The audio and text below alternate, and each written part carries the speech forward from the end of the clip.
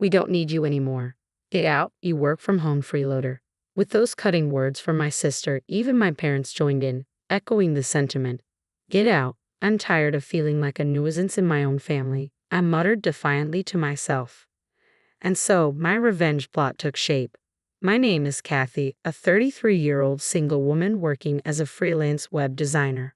My job is flexible, allowing me to work from home with just a laptop and a dedicated workspace. Despite the freedom my job provided, disruptions began creeping in 2 years ago.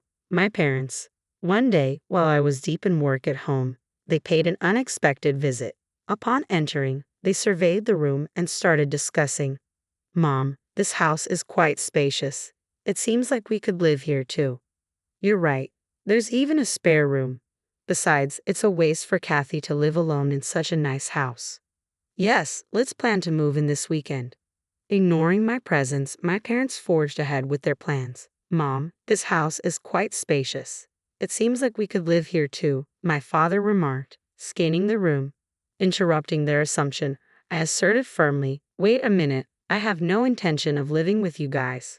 What are you saying? My father's face flushed red with anger. You've taken over this house, claiming it from your uncle, trying to make it yours. There's a limit to how low you can go. I did take over anything. I had a proper conversation with Uncle, and he gave it to me. Don't give me excuses. Our old house is falling apart. Your mother and I are moving here this weekend. But actually, this house was given to me by my father's brother, my uncle, who doted on me. The title is still under my uncle's name, but he told me I could use it as I like. According to my father, our family home had aged significantly, requiring extensive renovations they couldn't afford on his salary alone. Given my mother was a homemaker, that's why they targeted the house inherited from my uncle. I wasn't thrilled about the idea, but with them selling their home and nowhere else to go, I reluctantly agreed to let them move in.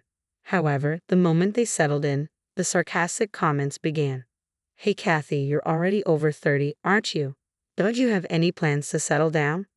I'm content with my work right now.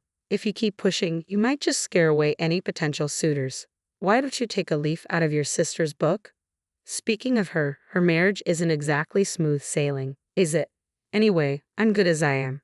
At that moment, my mother chimed in, having overheard. Hey, don't speak ill of your sister like that. Unlike you, she's married and has a steady job at a company. I may not be married, but I'm successful in my own right. All you do is sit around on your computer. Are you sure you're not involved in something shady to make money? Shady? I earn my living through legitimate work. No need to worry. Don't talk back to your mother like that. You're nothing like your sister. And so it went on. My parents constantly compared me to my sister. Sure, she works at a company, but she's just a temporary worker in an office job. I respect her work, but I earn more than she does. I know our parents' generation may not fully understand working from home, but it hurt to be constantly underestimated. While preparing dinner one evening, substituting for my perpetually idle parents, the doorbell rang unexpectedly. To my surprise, it was my sister Sandy, burdened with a mountain of luggage. Sandy, what's going on? It's been a while, I greeted her, puzzled. Kathy, it's sudden, but I'll be moving into this house starting today. Perplexed, I stammered. Wait, what? What a spacious house. If Uncle was going to give it to someone, it should have been me. Hold on, moving in today? I had no idea. Didn't Mom and Dad tell you? I got divorced. Divorced? Yeah, so I'll be staying here from now on. Ignoring my disbelief, Sadie marched upstairs and claimed an empty room as her own. Despite my objections, my parents sided with Sandy, leaving me powerless. From then on, my stress only intensified. After her divorce, Sandy had quit her job and spent her days badmouthing me to our mother. Hey, Mom, isn't this dress cute? Oh, Sandy, it's lovely. You look stunning in it. Do you think so too?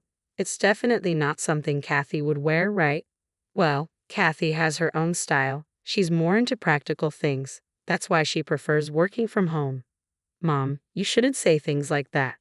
They deliberately spoke loudly enough for me to hear as I prepared dinner beside them. I yearned to respond, but I resisted, knowing it would only fuel their intentions. So I chose to carry on, unaffected by their remarks. Then one day, a friend of mine had a litter of 4 puppies and I decided to adopt one. I named him Muffin. He's a small black chihuahua with the most endearing round eyes.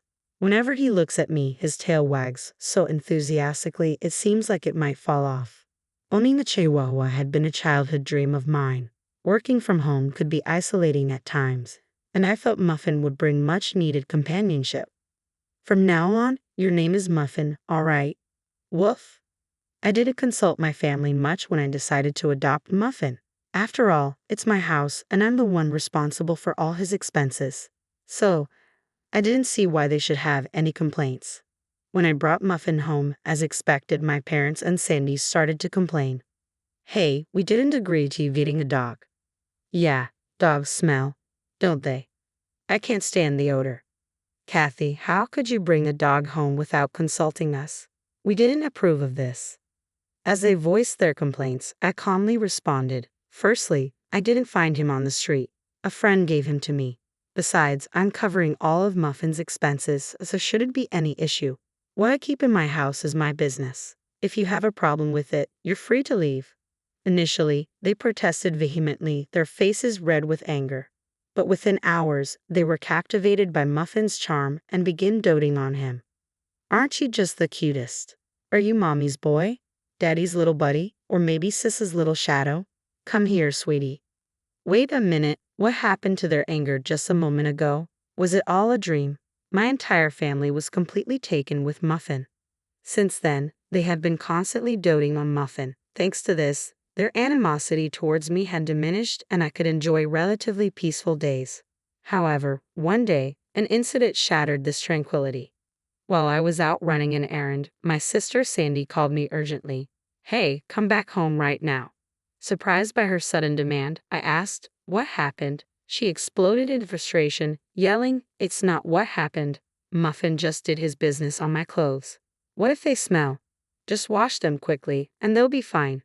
Besides, leaving your clothes on the floor isn't exactly Muffin's fault. What? It's my fault? It's your negligence in training Muffin. Enough. Muffin is still a puppy. If you'd have taken him out for a walk, he wouldn't have done it inside. Weren't you planning to take him out today like you said? Well, I was going to do it later. This happened because you didn't train him properly. If you want compensation for the clothes, you'll have to discuss it with me. As expected, when I returned home, Sandy was furious.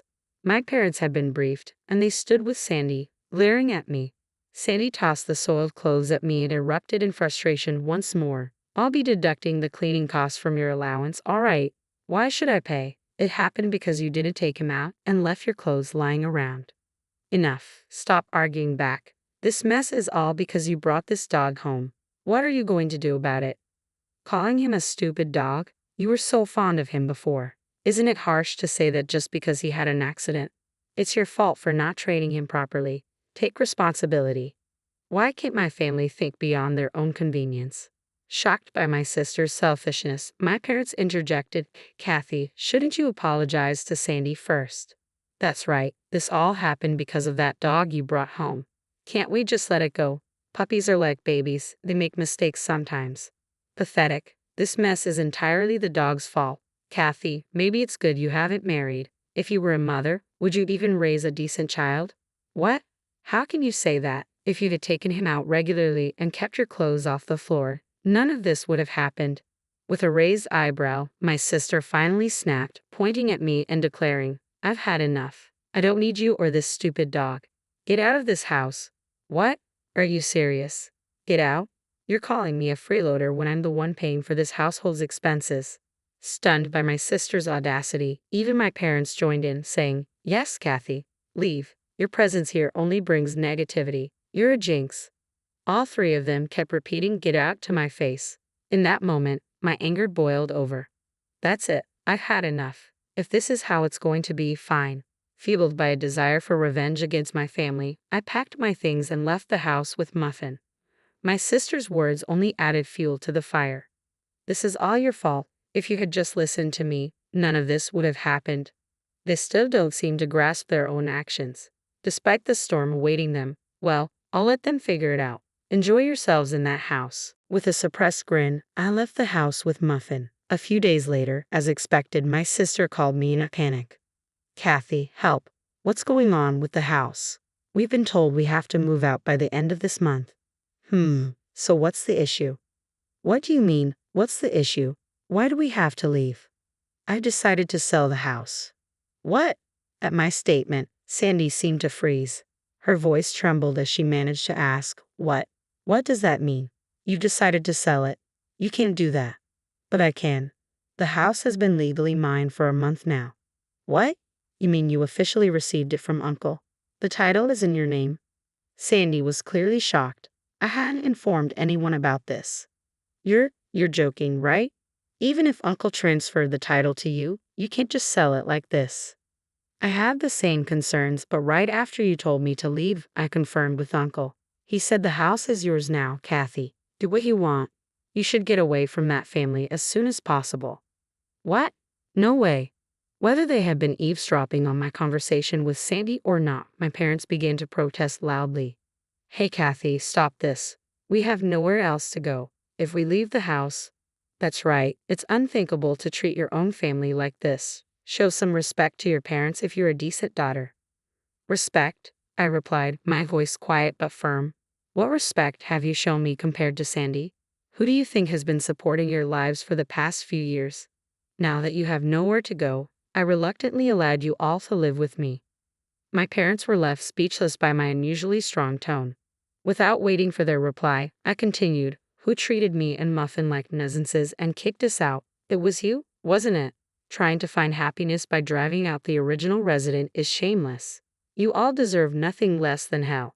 My father pleaded, Please help us. We're sorry. I don't care. Figure it out yourselves.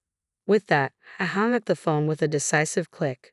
Then, I blocked every family member's contact. Muffin looked up at me with concern, and I apologized softly to him, reassuring him that everything was all right now and that I would protect him. I was relieved that Muffin was away from the family that had treated him so poorly. Later, I heard that my parents and sister were forced to move out of the house at the last minute despite their desperate pleas. With my father's modest income and my unemployed mother and sister, it's unlikely they can lead a decent life. Rumors had it that my sister was constantly badgered by our parents to find a job, and their family dynamics seemed to worsen by the day. While I had no interest in their affairs, it was clear their standard of living had declined since I moved out. It seems they're reaping what they sowed. They brought it upon themselves.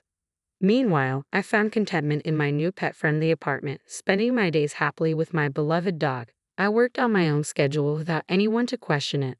My earnings were now solely for myself and Muffin. Life was good. Muffin, let's head to the dog park today. Woof. Muffin seemed livelier than ever, perhaps because the noisy family was no longer around. From now on, I aimed to protect Muffin for life and lead a peaceful existence.